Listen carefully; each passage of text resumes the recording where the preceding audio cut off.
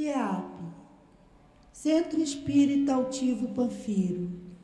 Uma casa de amor. Boa tarde, os amigos aqui. Boa tarde a que nos acompanham de casa. Estamos iniciando a nossa reunião de quarta-feira, às 15 horas. Já tivemos uma hoje às 10 da manhã. Teremos outra às 7 da noite.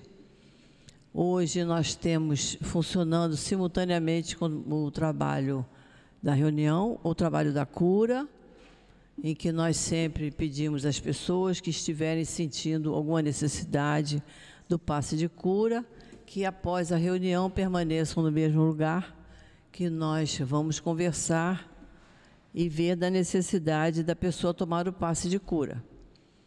Porque muitas vezes a gente precisa fazer algumas mudanças na nossa vida, no nosso interior, no nosso comportamento, para poder ajudar, inclusive, o trabalho da cura. E é muito interessante que antes do passe de cura, todos recebem a informação de como funciona, com relação aos horários, que tem que chegar mais cedo. Por exemplo, hoje começa o passe de cura 10 para as 2, 10 para as 3. O ideal é que as pessoas chegassem às 2h30. Não é? Quanto mais cedo a gente chega, não é? A gente chega, senta, se acalma. Podemos até conversar com o companheiro que está do lado, mas a gente com isso está se acalmando, né? Porque é um ambiente que nos acalma, porque os espíritos estão aqui junto de nós. Mas a gente já vai se preparando para o passe de cura. E não chegar em cima da hora, chegar correndo, entrar lá na sala correndo.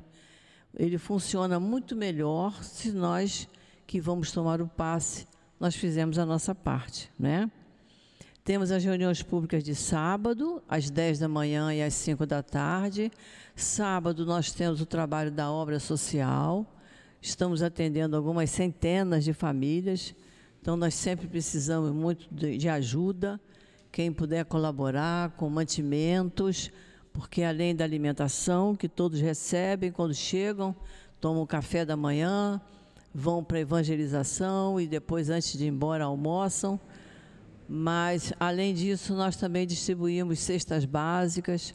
Então, a casa precisa de muita ajuda, tanto dessa parte como também de mão de obra, de quem queira trabalhar, colaborar com o trabalho da casa. Mas o que a casa mais pede é que a gente estude. Por isso nós temos cursos aqui a semana toda, de domingo a domingo, em vários horários.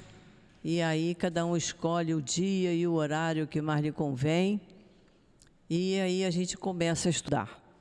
Começando a estudar pelas obras de Kardec, quem estiver entrando na doutrina, principiando na doutrina, deve começar com as obras de Kardec e depois vai estudando, porque a gente não para de estudar, não para mais. Acabou Kardec, emenda em André Luiz, emenda em Ivone Pereira e Leon Denis, e a gente não para. E para os cursos nós temos a nossa livraria com preços bons, né, Dália? De vez em quando tem uns abatimentos legais, não é? Ainda está aquela promoção Livro dos Espíritos? Ainda está a promoção Livro dos Espíritos. O que custava 30 está por 25, o que custava 40 está por 35. Estamos tirando R$5 do preço de cada livro, que é para facilitar. E mesmo assim, quem não puder pagar à vista, pode dividir em 2, 3 vezes. É só conversar com quem estiver lá na livraria e fazer o pagamento parcelado. Então é isso aí, gente. Vamos estudar, vamos trabalhar. A doutrina espírita é boa por isso, porque ela nos convida a vir à casa várias vezes na semana. Uma vezinha só é muito pouco para quem tem muito para estudar. Quanto mais viermos, melhor.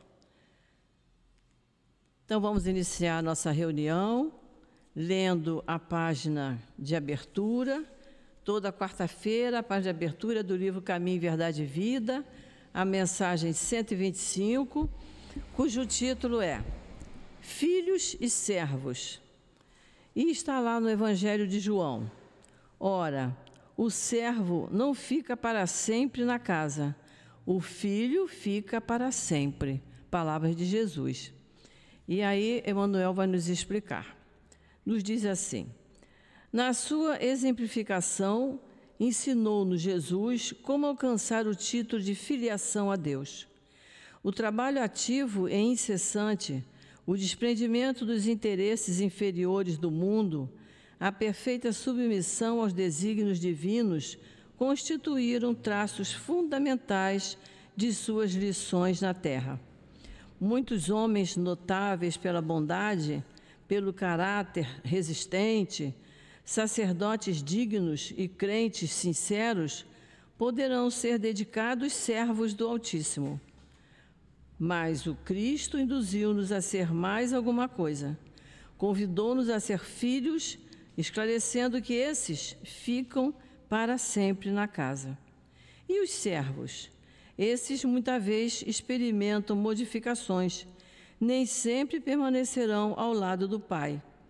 Mas não é a terra, igualmente, uma dependência, ainda que humilde, da casa de Deus?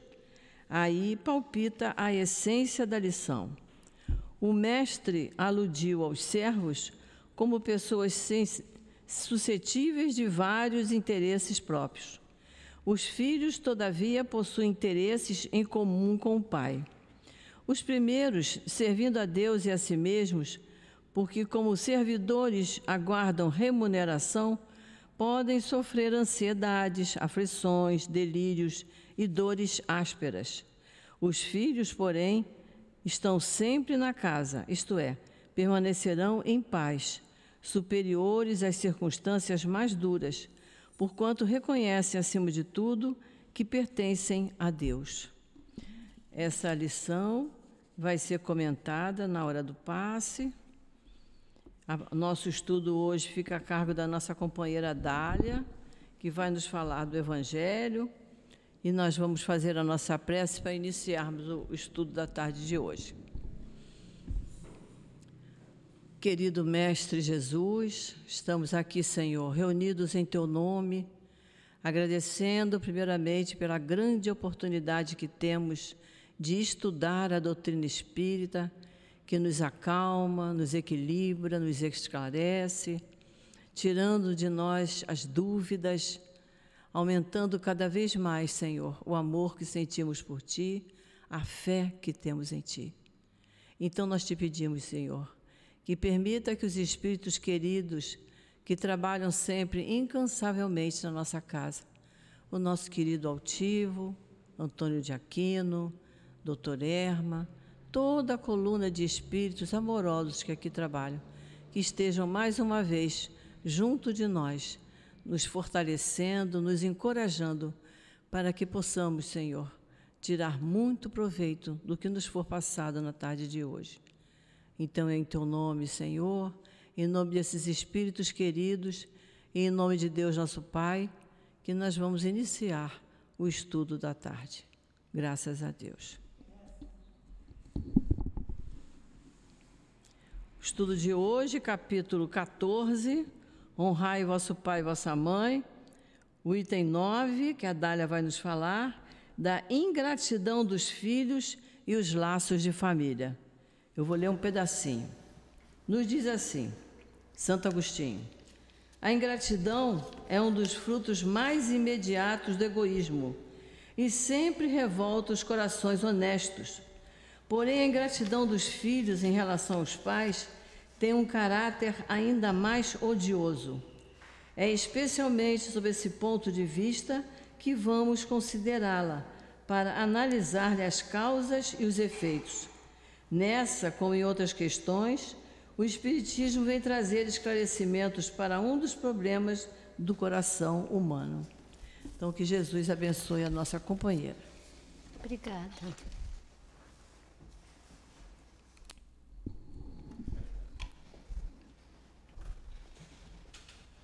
Boa tarde a todos que aqui nos encontramos, amigos queridos, encarnados e desencarnados, e aos nossos queridos internautas, né? É sempre com muita alegria e muita responsabilidade que a gente vem trazer o estudo do Senhor Jesus, o Evangelho, né? é a questão moral que ele veio nos trazer. E hoje nós vamos falar porque o capítulo é o 14, honrai vosso pai e vossa mãe. O item é o item 9, que é nas instruções dos Espíritos. Santo Agostinho vai nos trazer uma explanação sobre a ingratidão dos filhos e os laços de família. E a gente pode pensar assim, resumindo esse item 9, que é o que finaliza também este capítulo, que eu até comentei com a nossa querida Gracildes. Gracildes, esse item aqui é de uma preciosidade que todos nós deveríamos ler, reler, estudar e analisar. Ele é de uma profundidade assim, quando a gente vai fazer o estudo assim, é que a gente até aprofunda bem mais, não é? E a gente começa a ver a beleza desse item.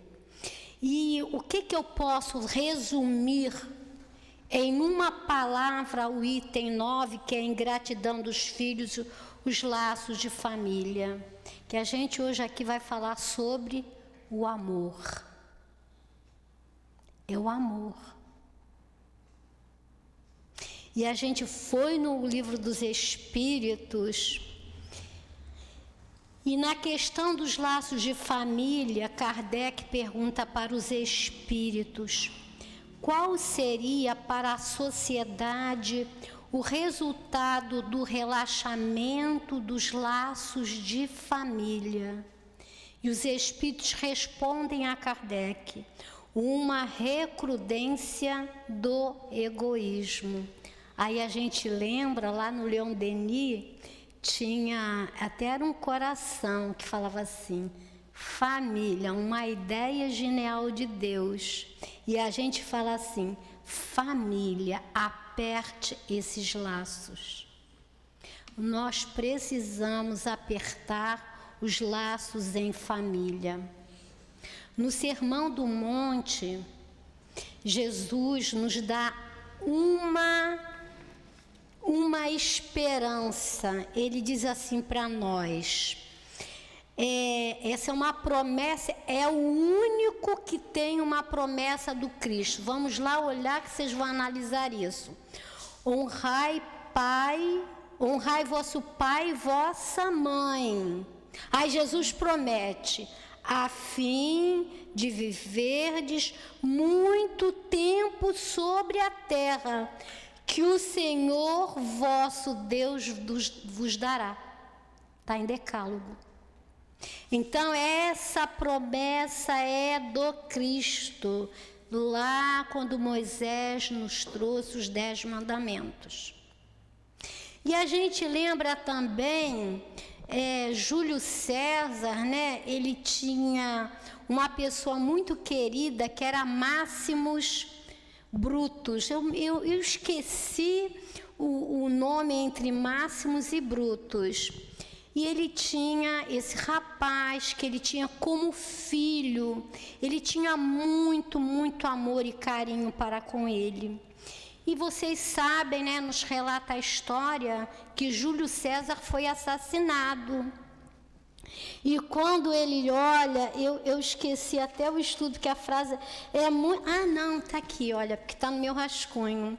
E aí Júlio César, quando olha, ele vê Brutus, que é aquele menino muito amado do coração dele, junto àqueles que o iriam assassinar. E ele fala assim: caí su te canon, até tu, criança. Isso é ingratidão que a gente vai falar, não é? E Shakespeare, ele tem uma peça que ele foi licenciada para isso, e na peça ele usa assim: até tu, Brutus, que normalmente a gente ouve falar. Então a gente está falando de quê? Do amor, porque existia um amor entre aquelas duas criaturas.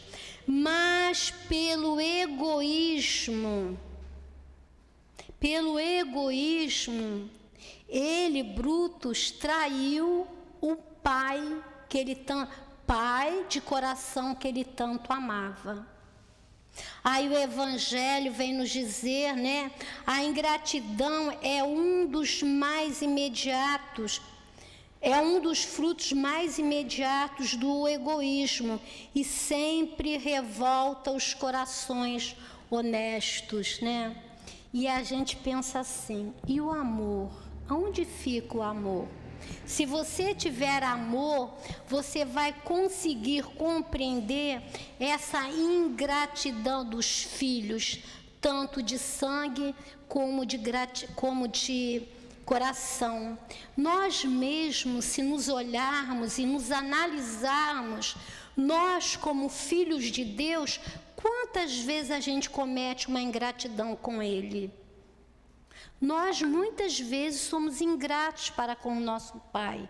E aí a gente lembra, né, que a ingratidão filial é o sentimento dos filhos que não foram capazes de amar. Isso é ingratidão. Nós realmente amamos o nosso Pai? Tudo isso é para a gente sair daqui, raciocinar e analisar sobre isso. Nós realmente sabemos amar o nosso Pai? Nós realmente sabemos dar amor aos nossos pais? Tanto ao nosso Pai Criador, como aos nossos pais terrenos? E a gente lembra que quando nós fomos criados por Deus, nós fomos criados sozinhos. Nós não fomos criados em grupos. E como é que aconteceu essa história da família? Eu fui criada sozinha, Deus me criou sozinha, não me criou em grupo, eu sou individual, né?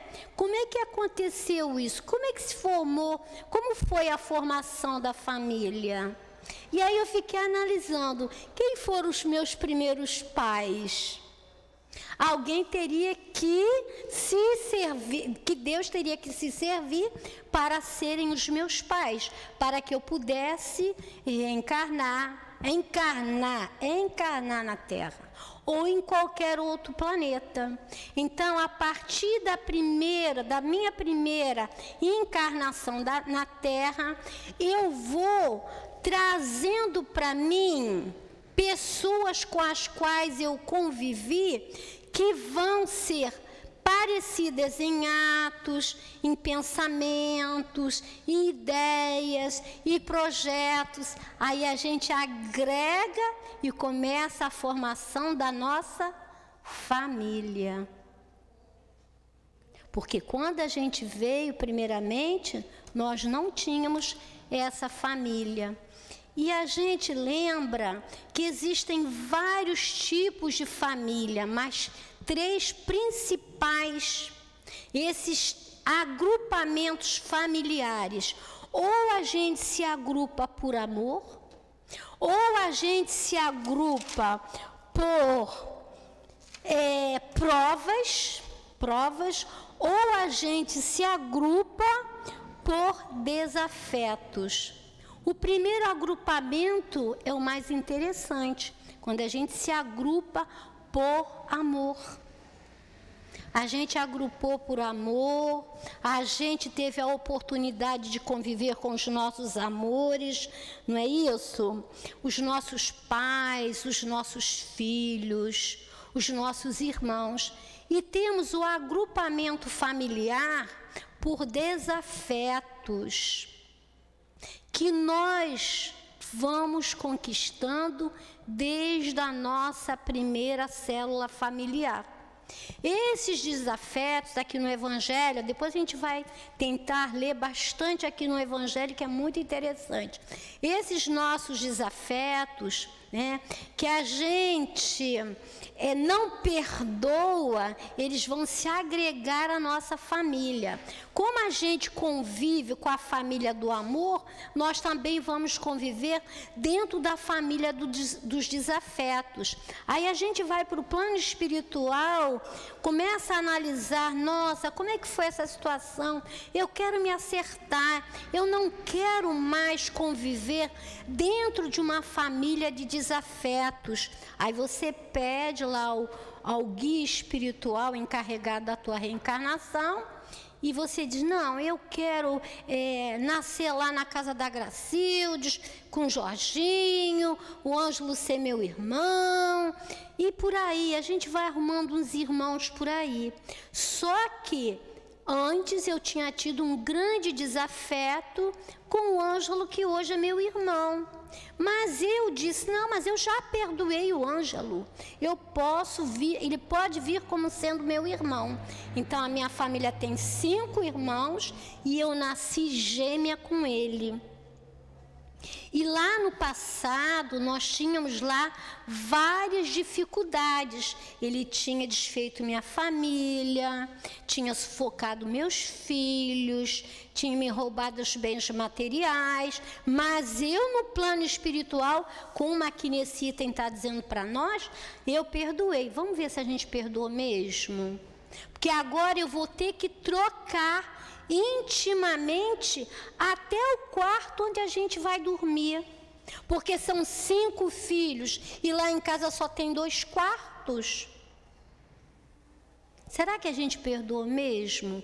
Ou se a gente, dali para frente, às vezes a gente tem que trocar até desodorante, né?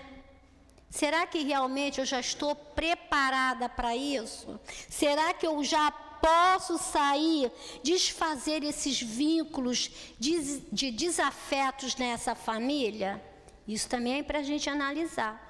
E tem um outro tipo de família, que é a família que é muito interessante, que a gente analisou sobre isso, que são aquela família que são vinculadas pela natureza das provas, né?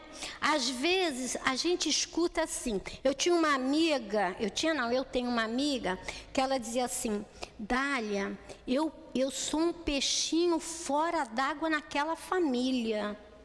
Aquela família não tem nada a ver comigo.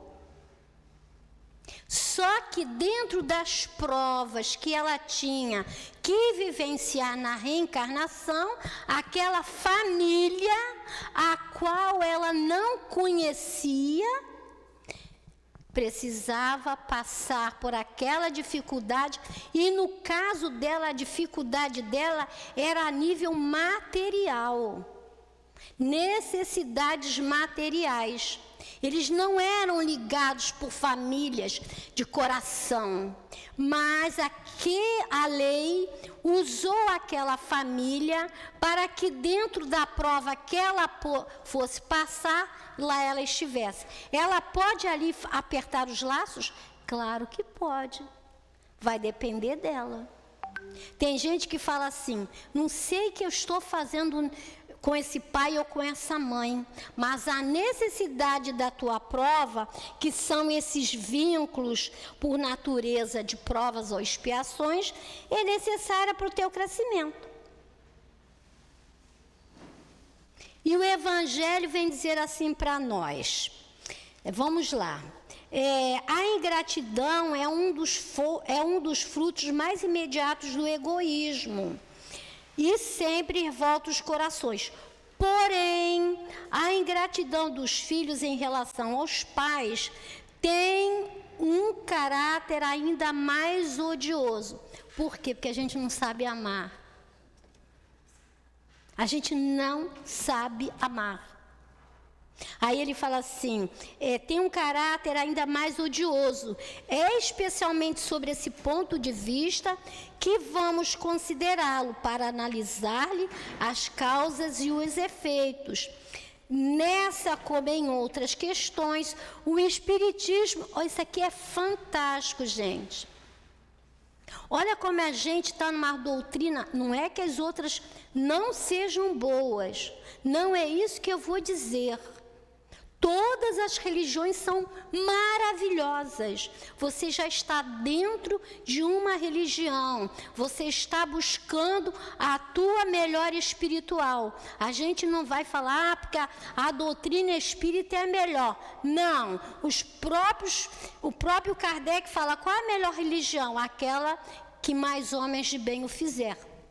Pode fazer lá na igreja evangélica. Fazer mais do que na igreja, no Espiritismo. Mas o que eu quero dizer é essa fala de Santo Agostinho, quando ele fala assim, nessa como em outras questões, o Espiritismo vem trazer esclarecimentos para um dos problemas do coração humano.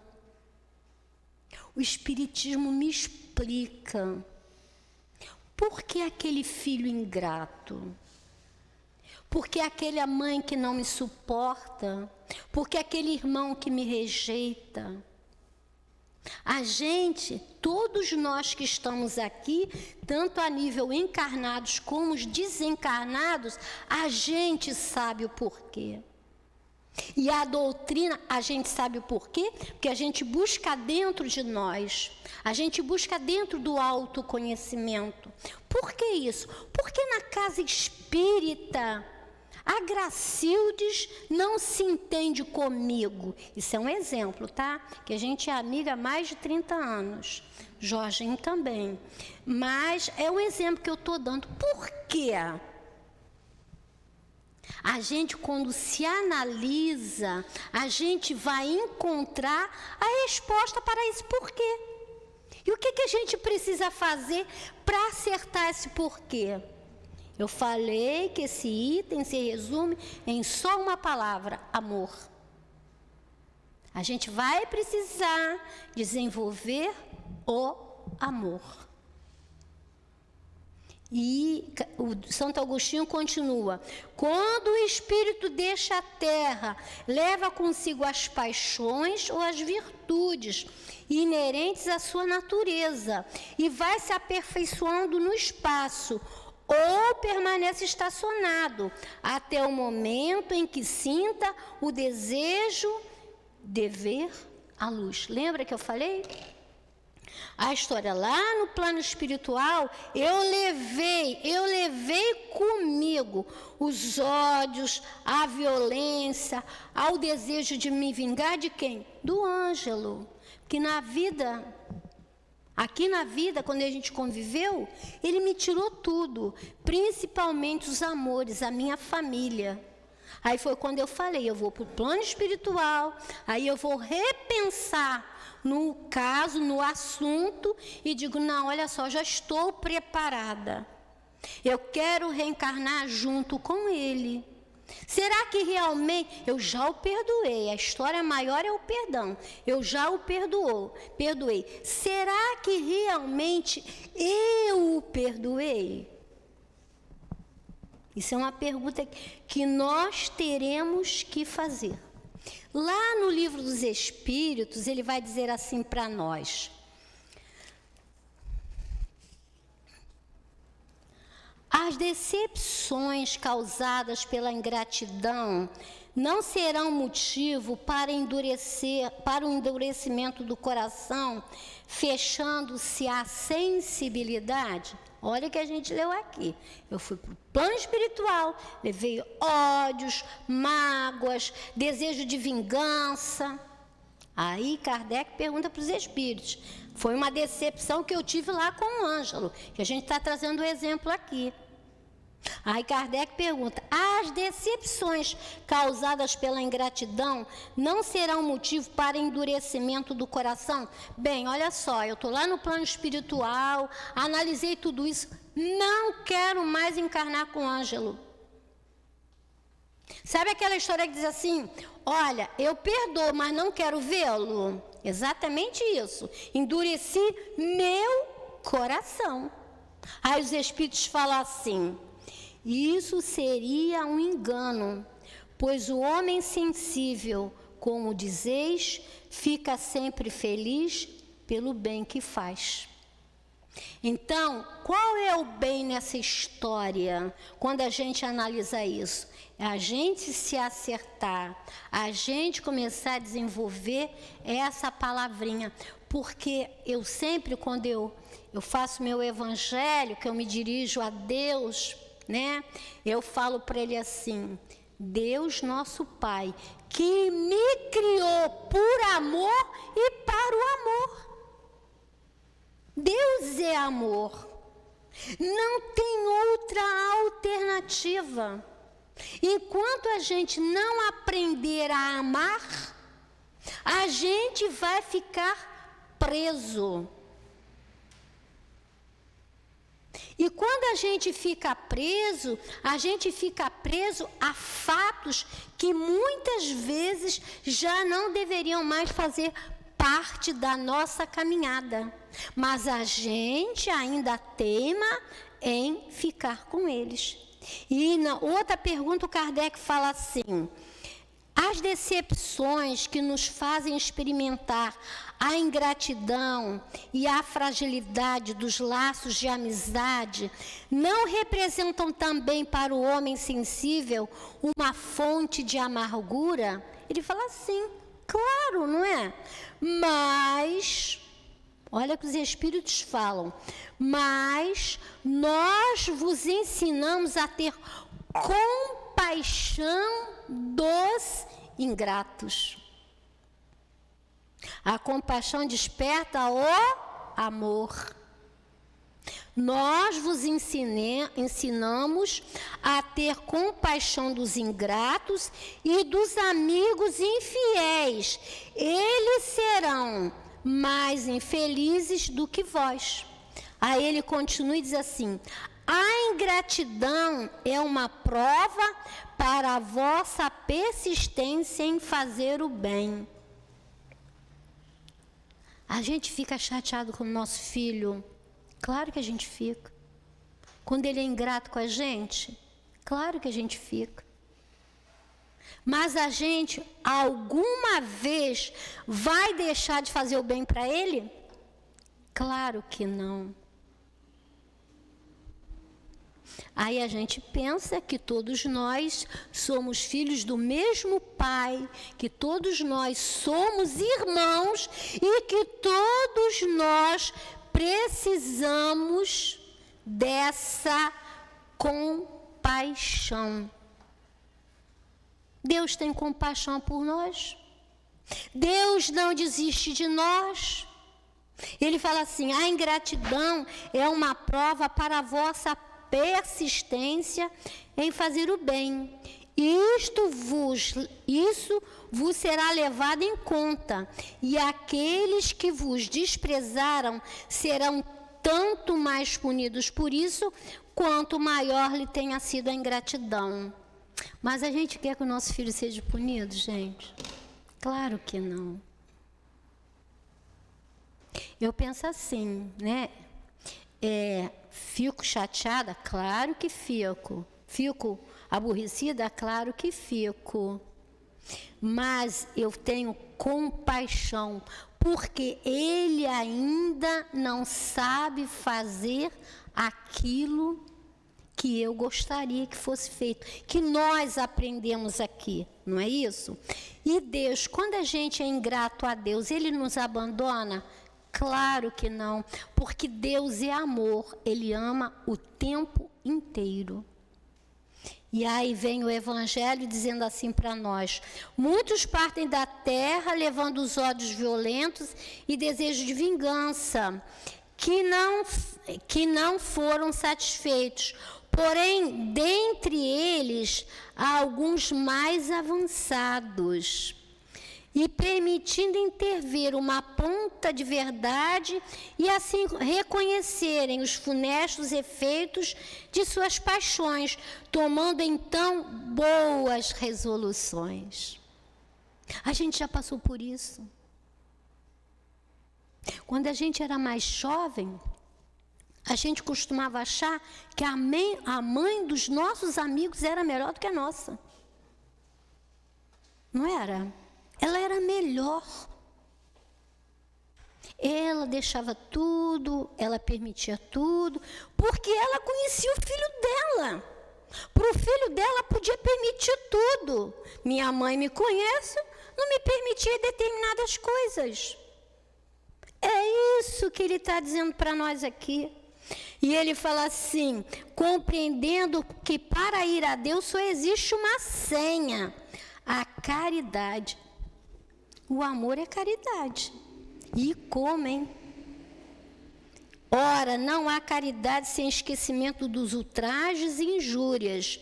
Não há caridade com ódio no coração e sem perdão. Então, o que a gente tem que fazer? Perdoarmos. Tentarmos compreender aquele filho, a gente está aqui mais tratando do filho, né? Aqueles filhos que ainda, tanto os filhos de sangue como do coração, ainda não conseguem agir de outra maneira. Mas o Evangelho vai dizer aqui, se eu faço tudo que eu tinha que fazer, se eu eduquei da maneira que eu tinha que educar, então a minha consciência está limpa. E ele fala aqui, ó, então, mediante um imenso esforço, tais espíritos conseguem observar aqueles que odiaram na terra. Volta a lembrar o caso, eu e o Ângelo. Esse caso, lá no plano espiritual, eu consegui observar. Mas será que realmente eu perdoei?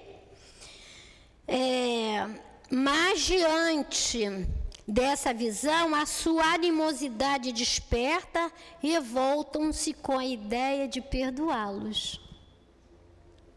Porque eu acho que tem um filme que é assim, Dormindo com o Inimigo. Não sei se você já viu esse filme, Dormindo com o Inimigo. É muito melhor eu dormir com o amigo. Porque eu dormir com o inimigo, está me dizendo que eu vou tomar o café da manhã com ele. Como ele não quer ir embora, eu vou ter que almoçar com ele. Como ele não quer ir embora, o almoço foi bom, né? Ele quer lanchar. O lanche foi maravilhoso, ele vai jantar, já é tarde, vai voltar a dormir lá em casa. Então é melhor a gente o quê? Amar. Essa animosidade a gente tentar passar no liquidificador e fazer um bolo de amor. Cá embaixo ele vai dizendo para nós assim, se a boa resolução predomina dentre eles, aqueles que foram para o plano espiritual e que levaram aquelas mágoas, oram a Deus e imploram aos bons espíritos que lhe deem forças no momento mais decisivo da prova. Aí Jesus falou assim, quando a gente leu isso aqui, a gente lembrou, Jesus falou assim, perdoai-os. Eles não sabem o que fazem. Exatamente isso. Perdoai-os. E eu lembro, né, que a maior fila que tem no presídio, dia de visita, é a fila de quem? Fila de quem? Das mães. É das mães. Perdoai-os, eles não sabem o que fazem. Então, a gente está falando do amor. Sempre do amor. E ele fala para nós assim, enfim, após alguns anos de meditação e de prece, o espírito aproveita de um corpo que se prepara na família daquela que detestou. Então, a gente tem que arrumar, né? A gente veio nessa família, mas a gente pode arrumar, mudar de roupa, mudar de ares. Quando eu mudo de roupa, mudo de ares, eu mudo e o outro que está do meu lado observa. Porque às vezes a mudança tem que partir, não é do outro, a mudança tem que partir de mim. Qual é o maior exemplo que eu tive na minha vida? Foram os meus pais. Foram os meus pais. Aí ele fala para nós, o contato incessante com os seres que odiou é uma prova terrível, sob a qual às vezes sucumbem, se a vontade não for bastante forte. Jesus falou de novo, que está lá em Mateus, reconcilia-te com teu adversário, enquanto estás a caminho. Olha que beleza, aquele meu inimigo está dentro da minha casa. Olha a oportunidade que eu tenho de transformar, de criar uma nova vestimenta para mim e repartir com ele. Por isso que Jesus falou, reconcilia-te com ele, porque ele pode estar aqui e voltar mais uma vez para o plano espiritual com todas aquelas dores, aquelas dificuldades e retornar de novo, que nós ainda não mudamos de roupa. Assim, conforme prevalece a boa ou má resolução, ele será amigo ou inimigo daqueles em meio dos quais foi chamado. E ele fala aqui muito interessante, por aí se explicam esses ódios, essas repulsas instintivas que se percebem em certas crianças e que nenhum ato anterior parece justificar. Nada nesta existência pode provocar essa antipatia. Para compreendê-la, é preciso volver o olhar ao passado. Por isso que Santo Agostinho fala da nossa grande oportunidade ali na frente de estarmos dentro da doutrina espírita. Porque a gente já sabe o porquê. A gente sabe o porquê e a gente sabe o para quê. Não adianta eu saber por que ele está na minha família. Eu tenho que saber para que ele está na minha família. O que eu vou fazer com aquilo, com aquela situação? O mais importante não é porquê, é para quê. E sempre a resposta é o amor. Amar. Ele fala assim, Santo Agostinho, ó espíritas, compreender agora o grande papel da humanidade. Lembrai-vos de que a cada pai e a cada mãe, Deus perguntará, que fizeste da criança que foi entregue aos teus cuidados? Porque cá em cima ele está falando da criança, né? Aquela criança que tem aquela antipatia pelo pai ou pela mãe, sem nada ter acontecido. Tem criança que olha para o pai e já começa a chorar.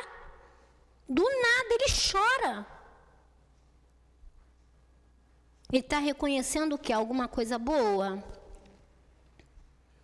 Se ele olha para ele e sorri, né? Nossa, está sorrindo, né? Está lembrando, né? Aí ele fala, lembrai-vos. E o Livro dos Espíritos tem outro recadinho para nós, quando ele diz assim para nós.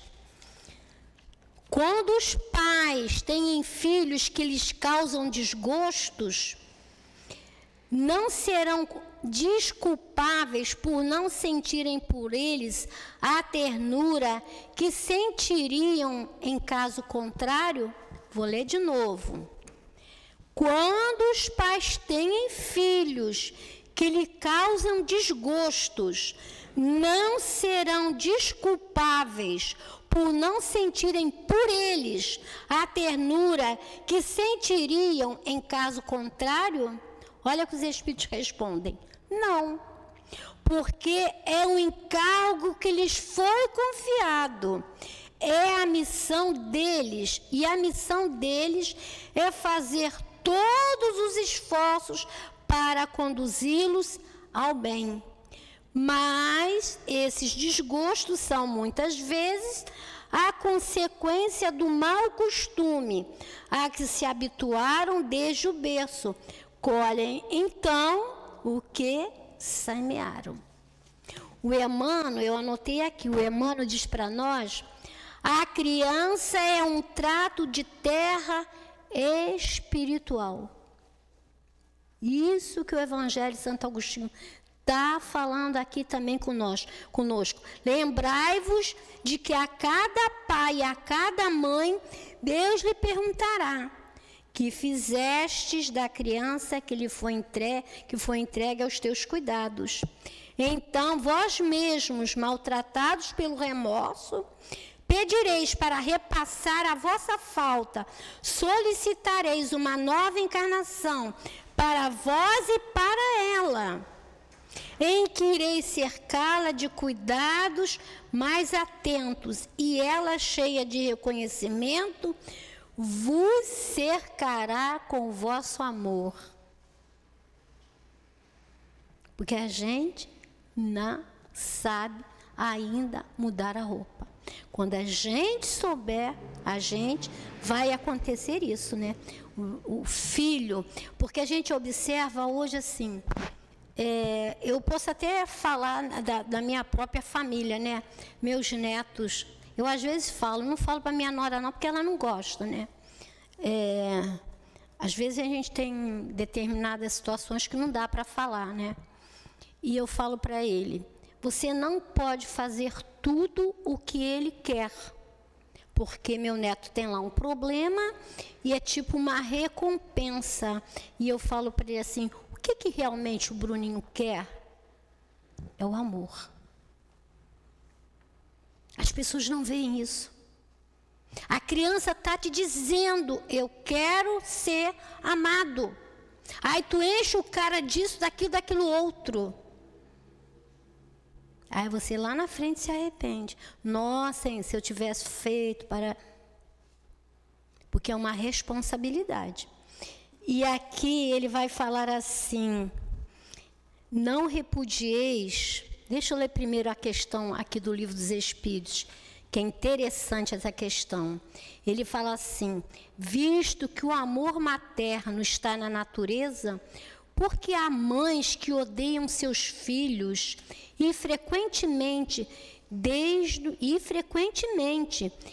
o nascimento deles. Aí os Espíritos respondem: é algumas vezes uma prova escolhida pelo espírito da criança, ou uma expiação. Se ele próprio tiver sido mau pai, ou mãe ruim, ou mau filho numa outra existência. Aí o Santo Agostinho fala para nós assim: não repeleis, portanto, o filho que no berço repele sua mãe, nem aquele que vos paga com a ingratidão. Não foi o acaso que o fez assim, e que o enviou para vós, uma imperfeita intuição do passado. Olha a doutrina espírita. Uma imperfeita intuição do passado se revela, e dela podeis imaginar que um ou outro já o odiou muito, ou foi bem ofendido, que um ou outro veio para perdoar ou para expiar. A gente vê isso muito. E ele fala assim: mães, abraçai o filho que vos causa desgosto, e dizei a vós mesmos: um de nós foi culpado. Isso é autoanálise. A gente tem que se analisar. E ele aqui vai dizer da educação que a gente tem que ter para os nossos filhos. Ele fala assim: no entanto, muitas vezes vós, em vez de anular por meio da educação os maus princípios inatos da existência anterior, mantêm e desenvolvem esses mesmos princípios por fraqueza culposa ou por desinteresse. É muito mais fácil dar o celular, gente. Muito mais fácil. Eu recebi um vídeo muito interessante. Ele é até japonês, o vídeo. Uma criança dormindo. E ela tendo pesadelos, ela o tempo todo se mexendo na cama, e ela assim com o dedinho, ó. O que ela estava? No celular. Hoje é muito mais fácil você fazer isso. É a responsabilidade que os pais não querem, porque educar dá trabalho. Eu morei num apartamento lá no Valqueire, e do lado do prédio que eu morava, tinha uma vila de pessoas com uma condição financeira meio difícil, tá? E aí chegou uma pessoa lá para morar lá e tinha 2 filhos, né? Uma das crianças deveria ter uns 5 para 6 anos e o outro era uma criança menor. Essa criança que tinha de 5 a 6 anos, ela ficava o tempo todo com um pau, uma vara na mão, uma varinha assim, até maior do que ele. Sabe para que ele ficava com aquela varinha? Para empurrar as portas, para avisar o pai que o pai podia ir lá assaltar. Então, olha aqui, ó. Os 2, que a gente precisa ter cuidado. Qual foi a responsabilidade dos pais? Um ou outro errou nessa área. E os 2 continuam errando, não se acertando.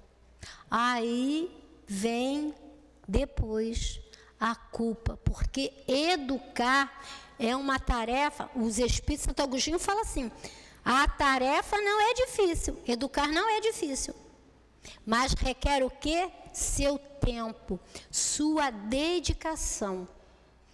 E ele fala mais abaixo: desde pequena a criança manifesta seus instintos bons ou maus, que traz de existências anteriores. Olha o menino com a varinha.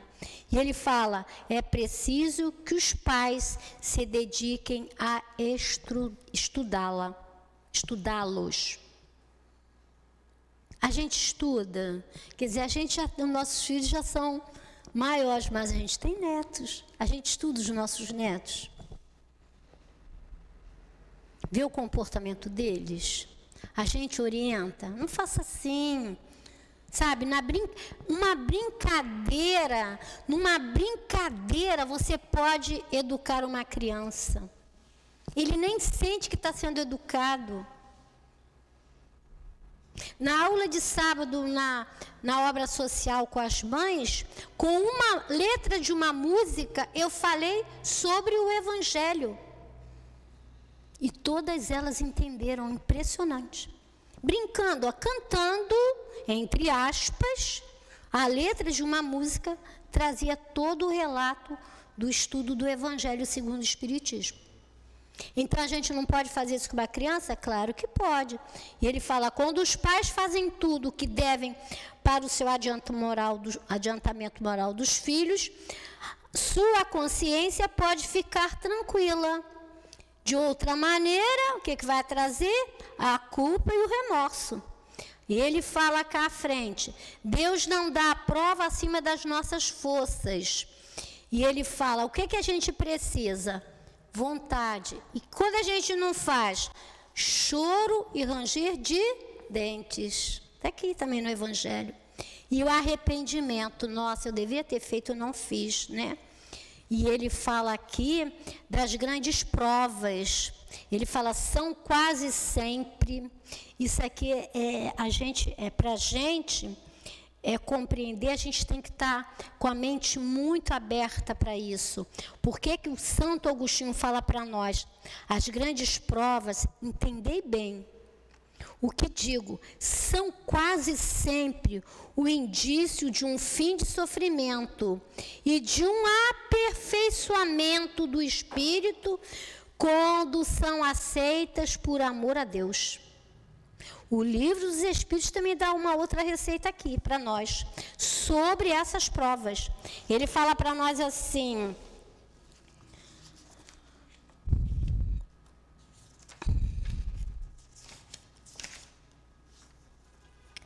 escolha das provas, ele fala, no estado errante, antes de retomar uma nova existência corporal, o espírito tem consciência e previsão das coisas que lhe acontecerão durante a vida. Ele próprio escolhe o gênero de provas que quer experimentar, e é nisso que constitui o seu livre-arbítrio. Isso aqui, esse item, gente, vocês têm que lê-lo na íntegra em casa. Ele é de uma sabedoria para nós que somos pais, para educadores, sabe? Para nós que somos avós. E ele fala assim, de todas as provas, as mais penosas são as que afetam o coração. E é verdade, né? Tu fala assim, tu encontra com uma pessoa... quando a gente trabalhava lá no Saúde, no Dependência Química, tinha um pai que dizia assim, eu daria tudo para o meu filho sair das drogas. É isso que ele está falando aqui, ó. De todas as provas, as mais penosas são que afetam o coração, porque era aquele desgosto, aquela dor que aquele pai trazia nele, de ver aquele filho daquela maneira. E para finalizando, ele fala aqui para nós, Santo Agostinho, porque Santo Agostinho foi levado, vocês sabem disso, não sabem?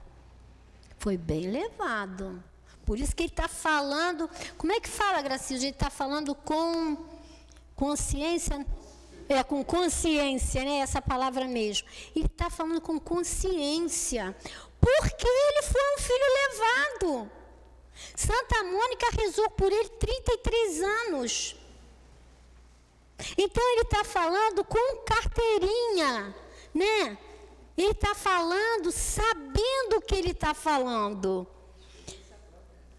Era isso que eu queria. Ele está falando de experiência própria. Nada melhor de você falar da tua experiência. Aí Santo Agostinho fala assim, por isso, no entanto, é preciso que o homem afaste seu olhar da terra, que se eleve pairando no infinito do passado e do futuro. Então, a grande justiça de Deus se revela aos seus olhos. Falei para nós, a gente se analisando, a gente tem conhecimento da doutrina espírita e a gente sabe por que está passando por aquela situação. Mas volto a repetir, por que o de menos? É para quê? Né? Então, a grande justiça de Deus se revela aos seus olhos. Vou repetir, ó. Para isso, no entanto, é preciso que o homem afaste do seu olhar da terra e não veja só uma existência que se eleve pairando no infinito do passado e do futuro. Então, a grande justiça de Deus se revela aos seus olhos e ele espera com paciência, porque é explicável agora o que antes na terra não lhe era, que lhe parecia monstruoso. As feridas que recebeu não lhe parecem mais que arranhões. Aí ele fala, os laços de família aparecem como verdadeiramente são, não mais os frágeis laços da matéria ligando seus membros, mas os laços duráveis do espírito, que se perpetuam e se consolidam ao se depurarem em lugar de se esfacelarem com a reencarnação.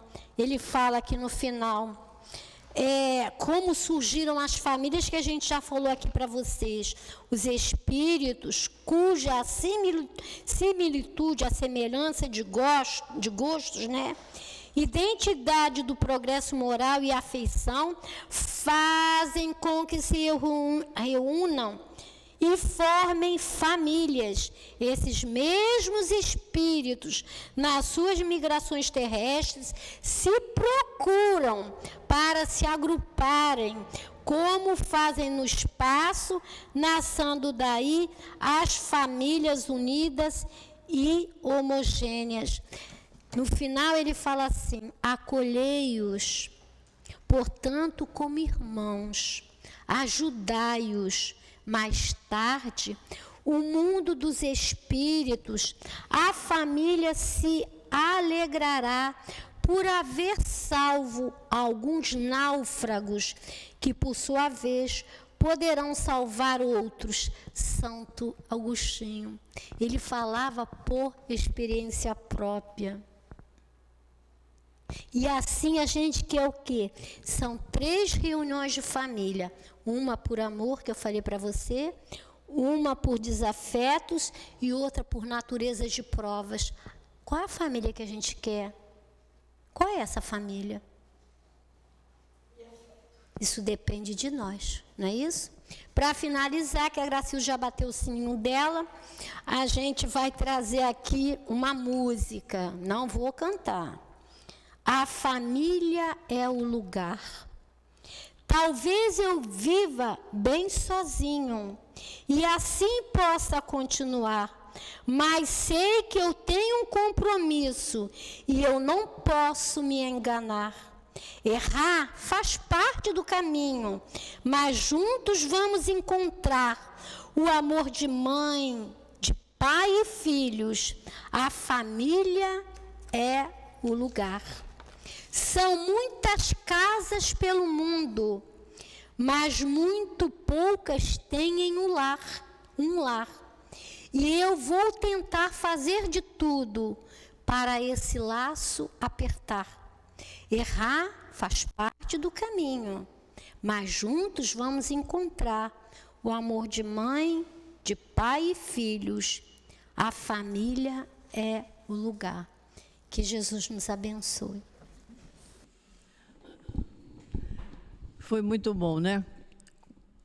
Ouvimos a nossa companheira Dália para um assunto tão importante para todos nós.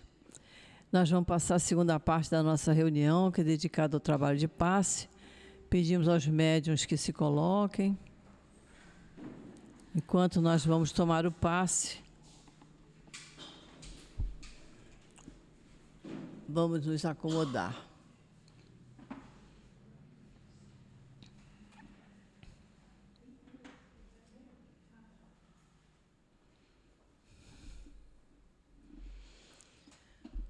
Querido Jesus, chegada a hora do passe, Senhor, e nós te pedimos as tuas bênçãos para esse trabalho de amor, que possam os mentores estarem junto dos médiuns, transmitindo a todos nós fluidos de paz, de saúde física, de saúde emocional.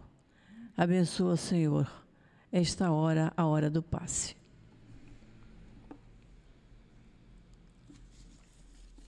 A lição de hoje, ela nos fala de filhos e servos.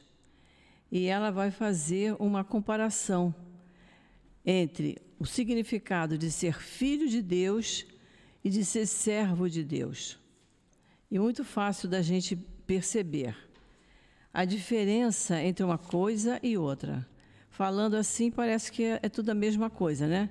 É ser servo de Deus, é servir a Deus. Mas quando a gente serve a alguma coisa, somos servidores. E muitas vezes somos servidores por obrigação e não por amor. Temos aquela obrigação de ir àquele lugar, sempre naquele mesmo dia da semana, naquele mesmo horário, a gente vai, executa o trabalho, faz e acha que está tudo certo. Agora, ser filho de Deus, e como diz aqui as palavras de Jesus, o filho fica na casa para sempre, é preciso que a gente seja mais observador. Então, Jesus nos deu critérios para sermos filhos de Deus e nos aproximarmos cada vez mais da casa dele. Quando ele fala nas bem-aventuranças, bem-aventurados os humildes, os misericordiosos, que têm puro coração, né? Falou da porta larga e da porta estreita, que nem todos serão escolhidos né? Muitos chamados, poucos escolhidos, serão escolhidos aqueles que fizerem por onde. São os critérios que a gente encontra quando estuda o Evangelho para nos aproximarmos de Deus.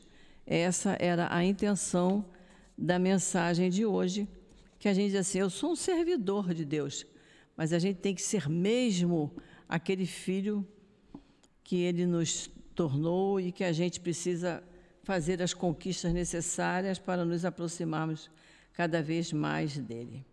Antes da nossa prece final, nós vamos ler a mensagem recebida por um médium da casa no dia 12 de julho. A mensagem diz assim: pela graça infinita de Deus, paz. É pela paz e pela graça de Deus que falamos da necessidade do essencial, do básico, essencial para nós e para vocês, homens, que ainda estão em seu envoltório carnal. Falo da necessidade de todos. Lembrem-se do que o Mestre Jesus nos ensinou sobre o amor.